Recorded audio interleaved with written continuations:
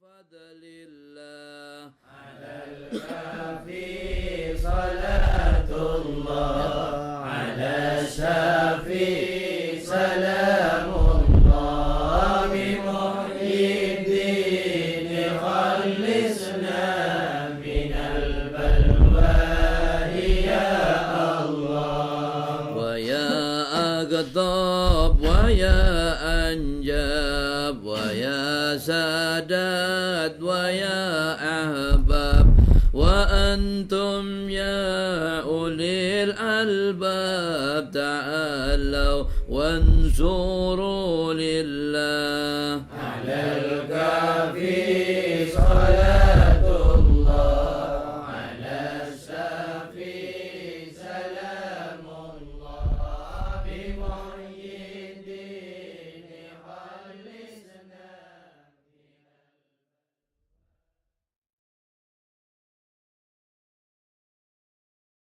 paling senang sama sambal belacan, sama sop tadi itu sambal belacan, sop, sama ikan asin peda.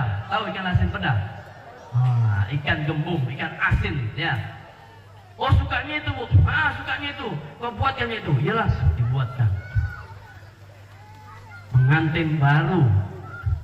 Begitu suaminya datang dari apa tempat dia kerja, dilihat pintu rumahnya sudah terbuka. Pintu rumahnya terbuka. Si istri habis masak terus mandi bu, dia bu. Habis mandi, habis masak mandi dia bu, takut bawa bawang bu ya. Mandi dia, suaminya mau datang mandi dia, berkeramas segala macam, dikasih semprot kanan, semprot kiri semuanya. Habis itu dia pakai bedak cap nyonya. Pakai bedak cap nyonya tuh. Habis itu kemudian suaminya lihat rumahnya terbuka. Oh Allah. Dia masuk, dia ucapkan Assalamualaikum. Waalaikumsalam. Istrinya langsung nyambut suaminya, istrinya. Dia katakan kepada suaminya, suamiku baru datang. Kata suaminya, pakai nanya lagi ini, Masya Allah. Coba udah tahu gitu baru datang, ditanya, Subhanallah. Seneng dia. Separuh capeknya hilang itu laki-laki tadi itu. Separuh capeknya habis dari kerja hilang dia. Nikmat ya Allah, senang dia. Ya Allah. Habis itu keciuman lagi bawa bedak cap nyonya. Ya Allah, istri aku bawa bedak cap nyonya buat aku. Ya Allah, senang dia. Pakai apa? Biru-biru nih kan ya. Pakai apa tuh? Sini itu ya, ada biru-biru. Habis itu kemudian dia salam, cium tangan suaminya, Masya Allah. Habis itu dia katakan, Bapak mau makan, Abang mau makan sekarang apa nanti?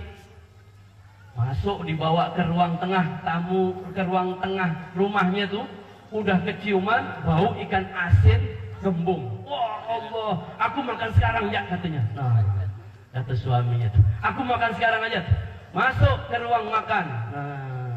Sampai di ruang makan dilihatnya tadi tersebut, meja makan sudah dirapikan sama istrinya. Masya Allah, ada taplak mejanya. Di ujung taplak mejanya tuh ada sablonan kecil. Selamat makan sayang. Wah, itu. Kata suaminya, ya Allah, istri aku romantis, Masya Allah, katanya. Senang aku, luar biasa, beruntung aku punya istri kayak gini nih, ya Allah. Udah begitu kemudian duduk, dilihat ikan asin, ada sambal belacan, kemudian dilihatnya ada sop, udah makan dia. Istrinya ngambilkan daging ikan asinnya tuh ditaruh di tepinya tempat piringnya, terus ditaruh, ya Allah, ditemenin makan suaminya tadi tersebut, disebelahin sama istrinya tadi itu. Istrinya duduk di sebelah suaminya tadi tersebut, duduk di sebelah, suaminya senang, ya Allah beruntung aku punya istri kayak gini, ya Allah nikmat nih kayak gini nih, surga nih katanya kan. Senang dia makan, dikasih makan sudah. Cepet-cepetan kita 3 tahun kemudian, Bu ya, Pak ya, 3 tahun kemudian punya anak 2.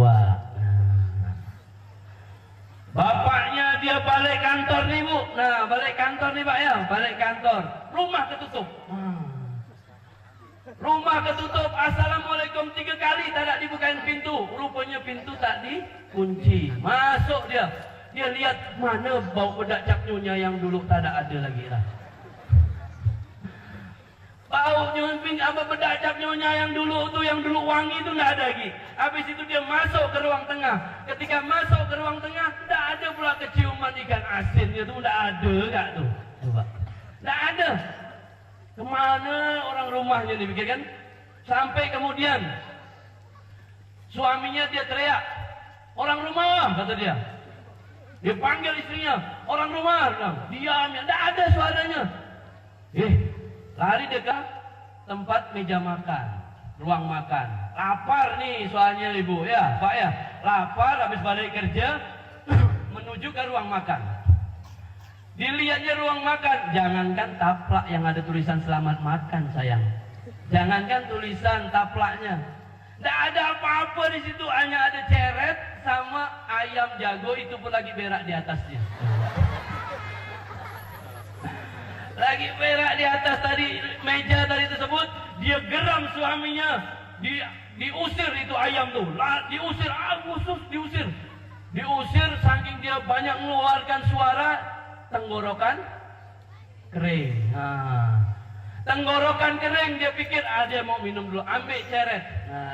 Ambil ceret rencana mau minum, begitu diangkat, ya Allah ringannya, tidak ada airnya sama sekali. Coba, tidak ada airnya sama sekali. Udah diangkat tidak ada airnya, sama dia dibanting itu apa? Ceret itu dibanting bu, ceret dibanting pak. Begitu ceret dibanting, bunyi kelontang, keluar istrinya dari kamar cuma pakai BH.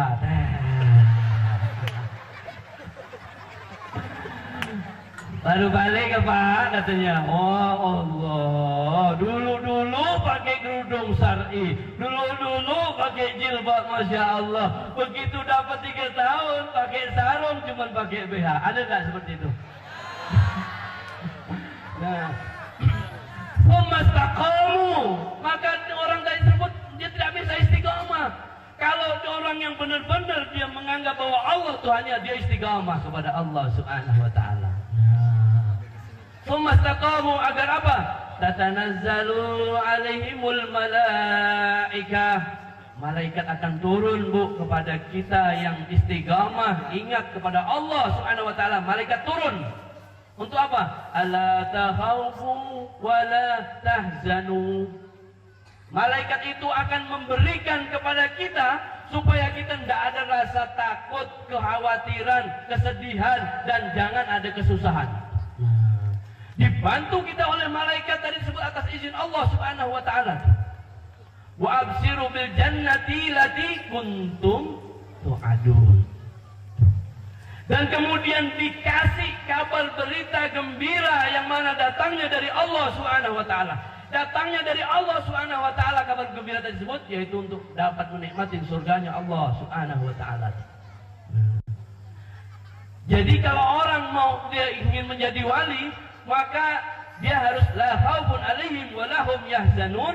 Kemudian dia Allah itu Tuhannya, di mana saja dia harus menganggap Allah Tuhannya. Setelah itu dia sumastaqamu, dia istiqamah kepada Allah Subhanahu wa taala. Istiqamah. Diajarin anak-anaknya, jangan tak diajarin.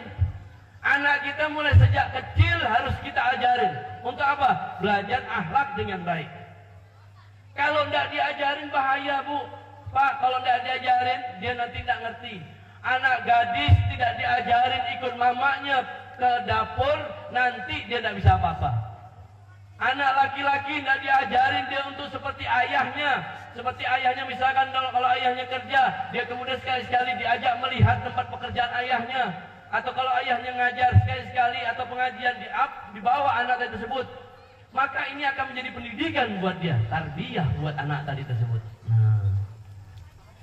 Soalnya kalau tidak dididik ini anak ini, para hadirin semua dirahmati oleh Allah, bahwa anak yang tidak terdidik dengan baik, dia akan merugikan suatu saat bagi dia sendiri. Saya kasih cerita, contoh. Ada satu anak yang tidak dididik oleh orang tuanya dengan baik. Anak ini, perempuan ini dimanja terus sama orang tuanya, tidak boleh ke dapur, tidak boleh apa, sehingga dia tidak bisa tahu cara untuk masak, tidak ngerti, bikin air, tidak ngerti. Masak air nggak ngerti coba. Masak air itu paling gampang, ya Pak ya. Masak air itu paling gampang. Ini nggak ngerti masak air coba. Karena apa? Pendidikan dia nggak ngerti. Setelah itu kemudian dia menikah kepada suaminya. Ketika dia sudah menikah dengan suaminya tadi tersebut, suaminya kedatangan tamu. Suaminya bilang kepada istrinya, "Nih, bikin kopi nih." "Engkih yang," katanya. Nah. "Iyalah," katanya. "Ya sayang, saya bikinin kopi." "Berapa?" "2 sama saya." "Oh iyalah, bikin kopi." Sampai di dapur dia bingung mana gula, mana garam, mana ajinomoto. Coba. Sama-sama bendanya putih, ya. Sama-sama bendanya putih. Sama-sama juga dia juga bentuknya seperti pasir. Begitu kemudian, mungkin ini kali yang kayak kaca, diambil ajinomoto. Kopi 3 sendok, ajinomoto 2 sendok setengah. Mencret lah pokoknya. Habis itu kemudian disuguhkan, dibawakan. Ini ayang kopinya dengan merasa sok mantap lah tuh ya.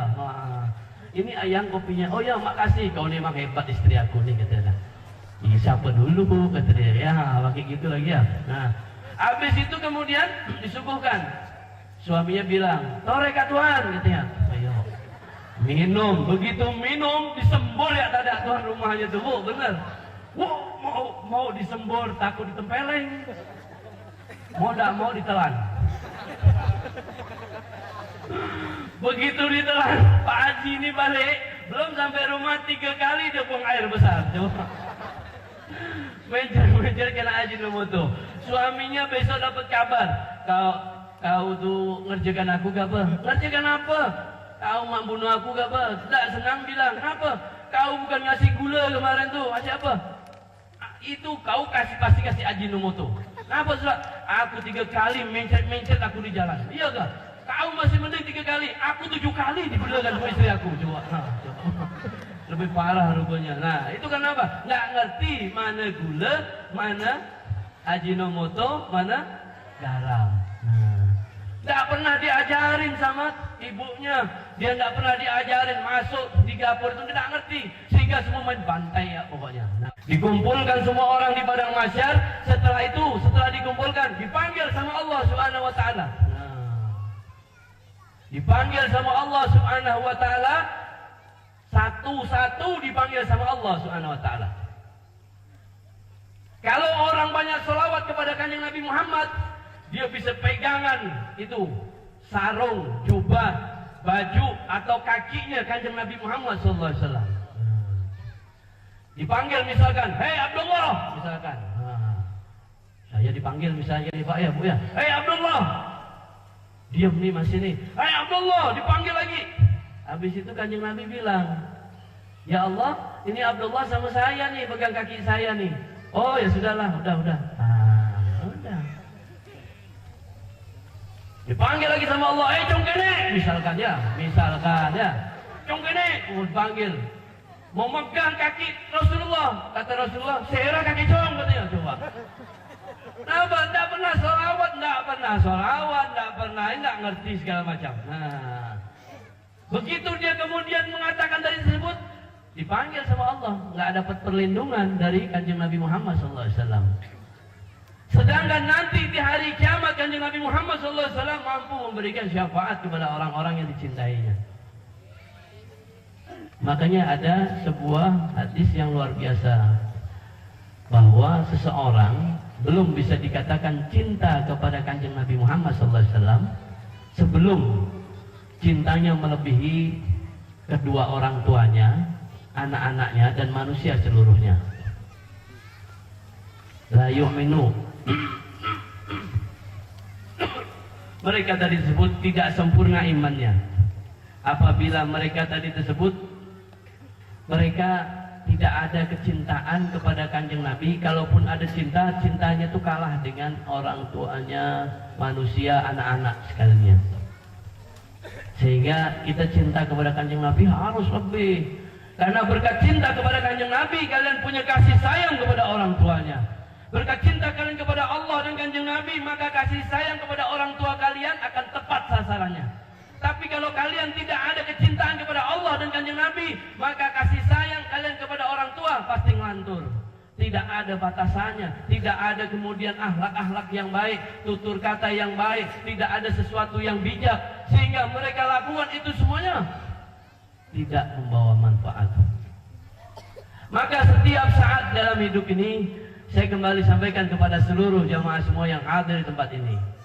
Kita di sini memuji Allah, memuji Kanjeng Nabi Muhammad SAW.